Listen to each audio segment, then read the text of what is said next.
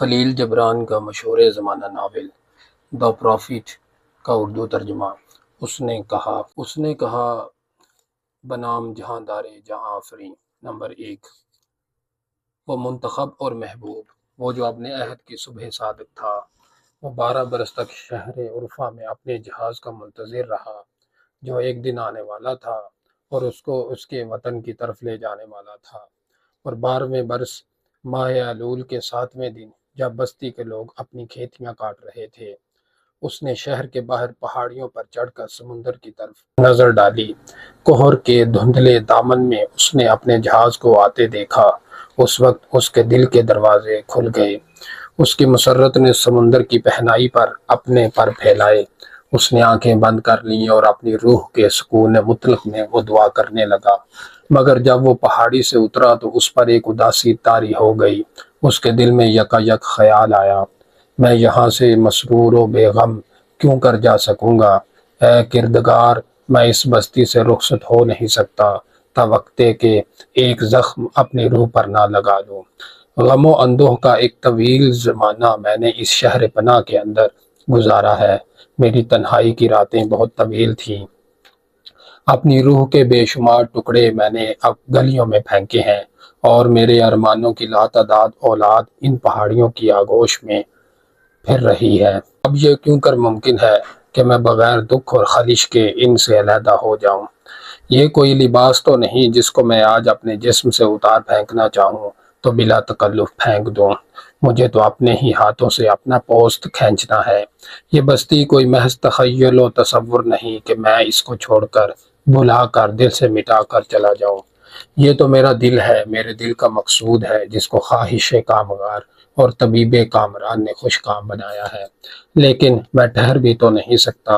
سمندر جو آخرکار سب ہی کو اپنی گود میں کھینچ کر اپنے سینے سے لپٹا لیتا ہے، مجھے بلا رہا ہے۔ آخر مجھے اپنی کشتی میں سوار ہونا ہی پڑے گا، اس لیے کہ قیام جب کہ رات کے ساعتیں شعلہ بادامن ہوں، ایک جمود ہے، حرکت سے محروم، ایسا جیسے ہوا برف کی طرح منجمد اور شفاف ہو کر ایک سانچے میں بند ہو جائے۔ قیام ممکن نہیں۔ کاش کہ میں جو کچھ یہاں ہے وہ سب اپنے ساتھ لے جا سکتا، مگر کیوں کر؟ آواز جس کے شانوں پر زبان پر لگاتی ہے خود تو اٹھ جا سکتی ہے مگر زبان اور ہونٹوں کو ساتھ نہیں لے جا سکتی۔ وہ مجبور ہے کہ تنہا آکاش کی جستجو میں پرواز کرے اور اسی طرح عقاب، وہ جو آفتاب کی کرنوں کو اپنے طاقتور پروں سے کاٹتا ہوا اور نور کے اس پھیلے ہوئے جال میں الجھتا ہوا اڑتا ہے، تو اپنے آشیانے کو ساتھ نہیں لے جا سکتا۔ جب وہ دامنے کوہ میں اترا تو پھر اس نے سمندر کی طرف دیکھا۔ اس نے دیکھا کہ اس کا جہاز ساحل کی طرف بڑھا چلا آ رہا ہے۔ اس نے جہاز کے ملاحوں کو جہاز کے مہرہ پر کھڑے دیکھا۔ وہ سب ملاح اس کے ہم وطن تھے، اسی کے دیس والے تھے۔ اس کی زبان خاموش تھی مگر اس کی روح نے بے اختیار ان ملاحوں کو پکارا، میری اس زندہ و جاوید ماں کے بیٹو، موجوں کے شاہ سوارو، کتنی دفعہ میں نے تمہیں اپنے عالم خواب میں تصور کی موجوں پر تیرتے دیکھا ہے۔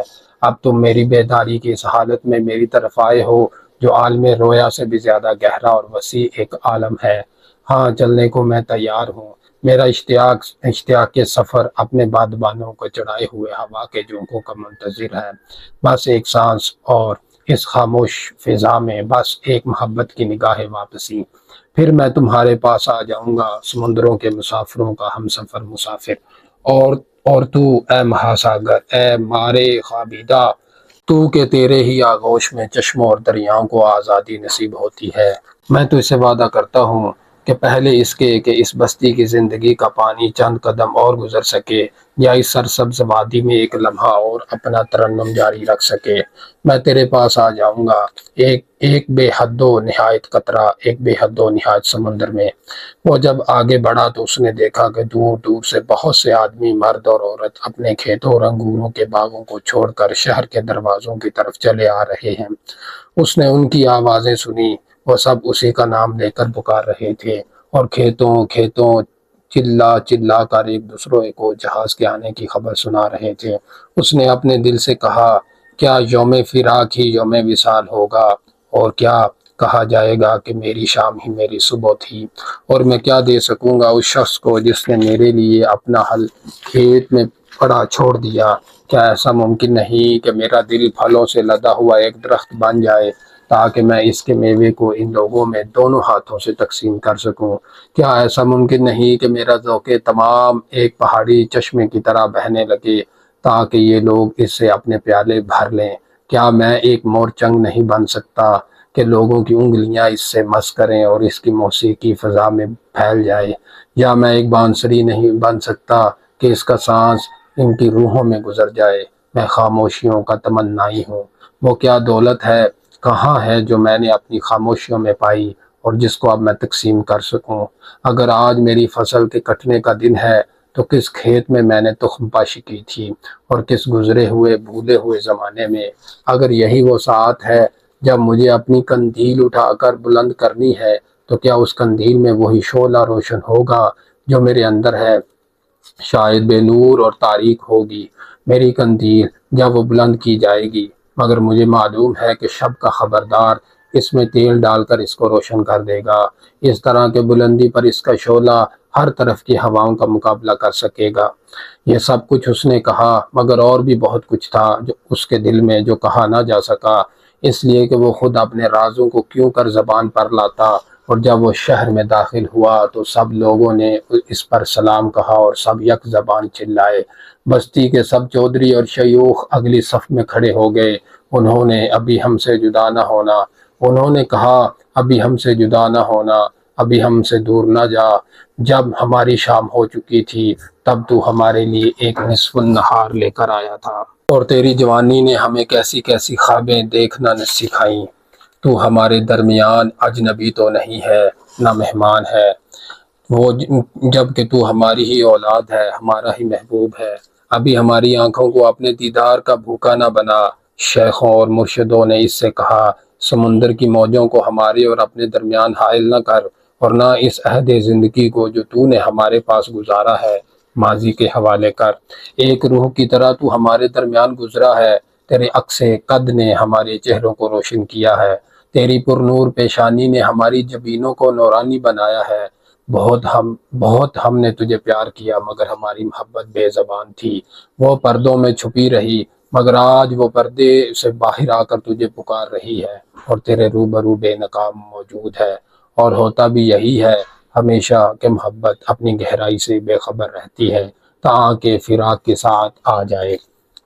نمبر 2، اور بھی بہت سے آئے اور سب نے اس سے التجائیں کی، مگر اس نے کسی کو کوئی جواب نہ دیا۔ اس نے اپنا سر جھکا لیا، اور جو لوگ اس کے قریب تھے انہوں نے اس کے سینے پر آنسو گرتے دیکھے۔ پھر اس کے ساتھ سب خانقاہ کے صحن میں داخل ہوئے۔ وہاں اعتکاف خانہ سے ایک عورت نکلی جس کا نام عارفہ تھا اور وہ اہل بصیرت میں سے ایک تھی۔ اس نے اس عورت کی طرف دیکھا، انتہائی لطف و شفقت اس کی نظر میں تھا، اس لیے کہ یہی عورت تھی جس نے سب سے پہلے اس سے کہا تھا تو سچا ہے۔ اس وقت جب کہ اس بستی میں آئے اس کو ایک ہی دن گزرا تھا۔ اس عورت نے کہا، اے برگزیدہ، ابتدا سے واقف اور انتہا کے جویاں، بہت زمانہ تک تو تیری نظروں نے اپنے جہاز کو ڈھونڈا اور اب تیرا جہاز آ گیا، اور تجھے جانا ضرور ہے۔ تیرے دل میں وطن کا اشتیاق بہت قوی ہے، وہ وطن جہاں تیرے دل کی بڑی بڑی تمنائیں مرکوز ہیں۔ پس نہ ہماری محبت تجھے روک سکتی ہے، نہ ہماری ضرورتیں تیری راہ میں حائل ہو سکتی ہیں۔ صرف اتنا ہم چاہتے ہیں کہ رخصت ہونے سے پہلے تو ہم سے 2 باتیں کر لے۔ ہم کو اپنی حقیقت اعلیٰ سے ایک حصہ عطا کر، ہم تیرے عطیہ کو اپنے بچوں کے سپرد کر جائیں گے، اور پھر وہ بچے اپنے بچوں کے۔ اس طرح تیری امانت ہماری ہمیشہ نسلوں میں محفوظ رہے گی۔ اپنی تنہائی اور خلوت میں تو نے ہماری زندگی کا مطالعہ کیا، اپنی بیداری میں تو نے اس طرح ہماری نگہداشت کی جیسے ماں سوتے ہوئے بچے کی نگرانی کرتی ہے، جیسے وہ خواب میں بچے کو روتے اور مسکراتے دیکھتی ہے۔ بس اب تو ہمارا راز ہم پر ظاہر کر دے اور ہمیں بتا دے وہ سب کچھ جو تو نے دیکھا ہے موت اور حیات کے درمیان۔ اس نے جواب دیا، بستی والو، میں تم سے کس چیز کا ذکر کروں سوائے اس چیز کے جو اب بھی تمہاری روحوں میں لرزہ اور متحرک ہے۔ عورت نے کہا، ہمیں محبت کے متعلق کوئی بات بتا۔ تب اس نے سر اٹھایا اور لوگوں کی طرف دیکھا۔ ایک گہری خاموشی سب پر طاری ہو گئی۔ بہت باری آواز سے اس نے کہا، جب محبت تمہیں اشارہ کرے تو اس کے پیچھے جاؤ، باوجود اس کے راستے مشکل اور دشوار گزار ہیں، اور جب وہ تمہیں اپنے پردوں میں لپیٹ لے تو برضا و رغبت لپٹ جاؤ اور پرواہ نہ کرو اگر اس تلوار کی نوک جو اس کے پردوں میں پوشیدہ رہتی ہے تمہیں زخمی کر دے، اور جب وہ تم سے بات کرے تو اس کی بات کا یقین کر لو، خواہ اس کی آواز تمہارے تمام مرغوب خوابوں کو منتشر کر دے، اس طرح جس طرح نسیم شمالی باغیچہ کو ویران کر دیتی ہے۔ یاد رکھو کہ محبت تمہارے سر پر تاج رکھتی ہے تو ساتھ ہی تمہیں سولی پر بھی چڑھا دیتی ہے۔ جس طرح وہ تمہاری روح کے سبزہ زار کو شاداب رکھتی ہے، اسی طرح وہ وقتاً فوقتاً اس سبزہ زار کی بہت سی بیکار خضر و گھاس کو تراشتی اور چھانٹتی ہے۔ جب وہ تمہاری بلندیوں پر چڑھتی ہے اور تمہارے شجر حیات کی اونچی سے اونچی شاخوں کو جو سورج کی روشنی میں کانپتی ہوتی ہیں بوسہ دیتی ہے، تو ساتھ ہی ساتھ عین اسی وقت وہ اس شجر کی ان جڑوں تک بھی پہنچتی ہے جو زمین کے سینے سے لپٹی ہوتی ہیں اور ان کو ہلا ڈالتی ہے۔ اناج کے پولوں اور گٹھوں کی طرح وہ تم کو سمیٹ لیتی ہے۔ وہ تمہیں اریاں کرنے کے لیے اس طرح جھاڑتی ہے جس طرح غلے کی شاخیں دانہ نکالنے کے لیے جھاڑی جاتی ہیں۔ پھر وہ تمہیں پھٹکتی ہے تاکہ تمہارے دانے بھوسے سے علیحدہ ہو جائیں۔ پھر وہ تمہیں پیستی ہے تاکہ تمہارا بے داغ مغز اریاں ہو جائے۔ پھر وہ تمہارے مغز کو کچلتی ہے تاکہ نرم اور لوچدار ہو جائے۔ پھر وہ اس مغز کو اپنی مقدس آگ کے حوالے کرتی ہے تاکہ تم کار ساز حیات کے مبارک دسترخوانوں کے قابل ایک مقدس روٹی بن جاؤ۔ یہ سب عمل محبت تم پر کرے گی، اور جب تم اپنے دل کا راز جانو گے اور تب اس راز کو جان کر تم قلب حیات کا ایک جزو بن جاؤ گے۔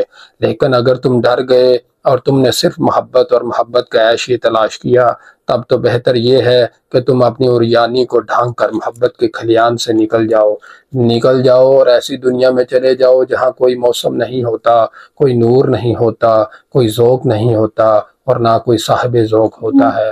وہاں بھی تم ہنسو گے تو مگر اپنے حصے کی پوری ہنسی نہ ہنس سکو گے، تمہارا تبسم نامکمل اور تمہارے قصے ادھورے ہوں گے۔ تم وہاں رو بھی سکو گے مگر اپنے حصے کے سب آنسو نہ پاؤ گے، بہت سے آنسو باہر آنے سے پہلے خشک ہو جائیں گے۔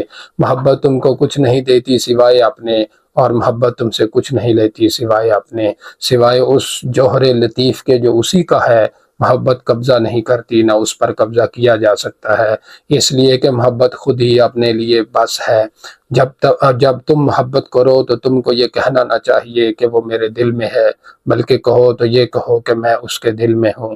اور کبھی یہ نہ سمجھو کہ تم محبت کو راستہ بتا سکتے ہو، وہ تم کو راستہ بتاتی ہے بشرطے کہ تم کو اس قابل پائے۔ پھر اگر تم محبت کرو اور خواہشیں اور تمنائیں بھی رکھو تو گل کر پانی ہو جاؤ بہتے چشمے کی طرح، وہ جو شب کی ظلمت کو اپنا نغمہ سناتا ہے۔ پھر اس درد کو پہچانو جو اس چشمے کے اندر روانی کا ذوق بے حد پیدا کرتا ہے، اور محبت کے متعلق جو کچھ علم تم کو حاصل ہو جائے اسی سے مجروح ہو جاؤ، اپنے زخموں سے خوش ہو کر گویا تم اپنے عیش میں مست ہو، خون بہنے دو۔ طلوع آفتاب کے وقت اس طرح بیدار ہو جاؤ کہ گویا تمہارا دل ایک پرندہ ہے جو اپنے پر کھولے ہوئے آمادہ پرواز ہے، اور شکر کرو کہ محبت کا ایک اور دن تمہیں نصیب ہوا۔ دوپہر کو جب تم آرام کرو تو اس آسائش کی ساعت میں بھی محبت کے کیف بے نہایت سے لطف اندوز ہوتے رہو۔ دن بھر کی محنت کے بعد شام کو اپنے گھر آؤ محبت کے احسان مند اور شکر گزار ہو کر، پھر شب کو اسی طرح اپنی آنکھیں بند کرو تاکہ تمہارا دل محبوب کے لیے دعاؤں سے معمور ہو اور تمہارے لبوں پر مدح و توصیف کی ایک راگنی رقص کر رہی ہو۔ نمبر 3، پھر عارفہ نے کہا، اور مناکحت کے متعلق تیرا کیا خیال ہے اے میرے آقا؟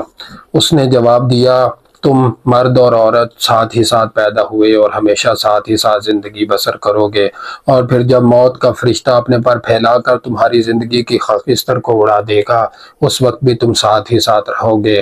ہاں، کردگار کائنات کے حافظے میں بھی تم ہمیشہ ہی ساتھ رہو گے، مگر تمہاری اتصال میں کچھ فصل بھی ہونا چاہیے تاکہ آسمان کی آزاد ہوائیں اس فصل کے درمیانی خلا میں رقص کر سکیں۔